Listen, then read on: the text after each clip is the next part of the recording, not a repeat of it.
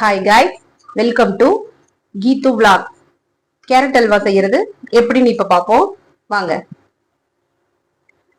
இப்போ அடுப்பை ஆன் பண்ணிக்கலாம்.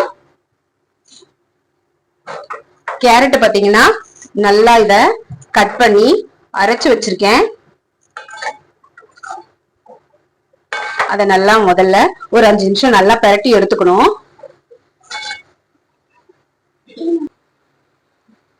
இப்ப பாத்தீங்கன்னா சும்மா கேரட்டை மட்டும் நல்லா நம்ம அரைச்சு லைட்டா திப்பி திப்பியா இருந்துச்சுன்னா உங்களுக்கு சாப்பிட ரொம்ப நல்லா இருக்கும்.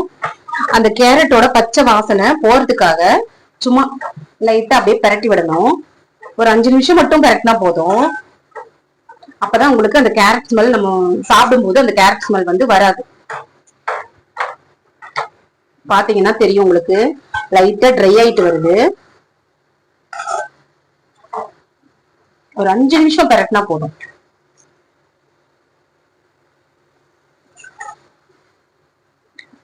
அஞ்சு நிமிஷம் பிரட்டுறதுக்கு அப்புறமா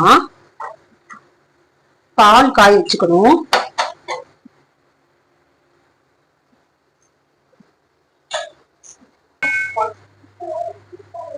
இப்போ 5 நிமிஷம் ஆயிடுச்சு. பால் ஒரு டம்ளர் எடுத்துக்கிறேன். இதுல ஊத்த போறேன்.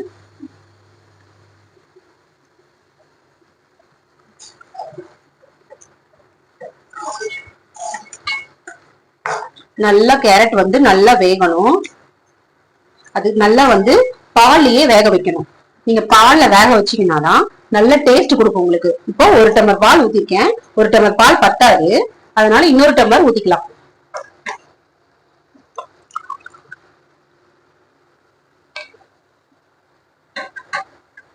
நான் இன்னொரு டம்ளர் ஊத்துறேன். நீங்க எவ்வளவு வேணாலும் ஊத்திக்கலாம். பால் எக்ஸ்ட்ரா ஊத்துனீங்கன்னா நல்லா கேரட் வேகும். வெந்தாதான் உங்களுக்கு டேஸ்ட் அதிகமா கொடுக்கும். சில பேர் வந்து தண்ணி எல்லாம் ஊத்தி வேக வைப்பாங்க. நீங்க தண்ணி எல்லாம் ஊத்தி வேக வச்சீங்கன்னா டேஸ்ட் கொடுக்காது. பால் ஊத்தி வேக வச்சீங்கன்னா தான் டேஸ்ட் கொடுக்கும். இங்க பாருங்க, 2 டம்ளர் பால் ஊத்திருக்கேன். இது கரெக்டா இருக்கு. நம்ம எக்ஸ்ட்ரா பால் ஊத்தினா அது நல்லா ட்ரை ஆக கேரட் உங்களுக்கு இன்னும் டேஸ்ட் கொடுக்கும். அதனால நம்ம இன்னும் வேணும்னாலும் பால் ஊத்திக்கலாம்.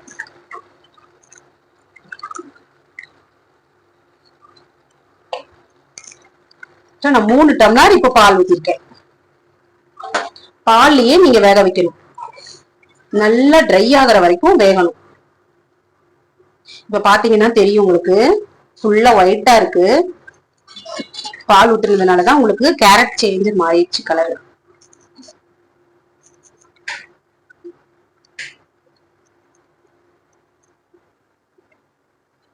இங்க பாருங்க நல்லா வெந்துட்டு இருக்கு. இது ஒரு 10 நிமிஷம் ஆகணும். பால் ஃபுல்லா ட்ரை ஆகணும். இது நல்லா வெந்துகிட்டு இருக்கட்டும்.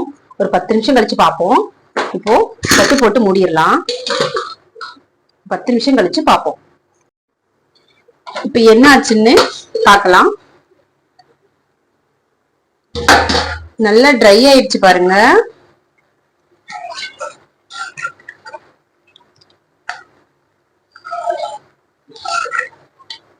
பால் ஃபுல்லா ட்ரை ஆயிடுச்சு. இப்போ சர்க்கரை போட்டுக்கலாம்.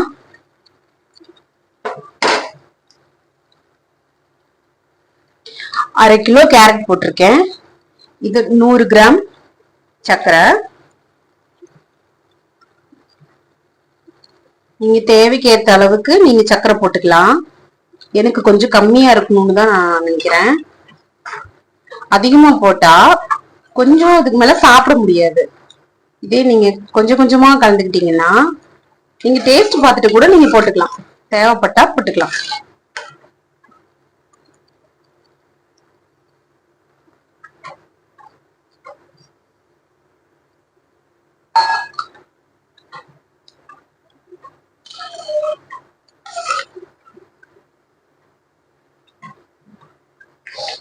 சர்க்கரை போட்டதும் திரும்ப எப்படி நீர் விடுது பாருங்க.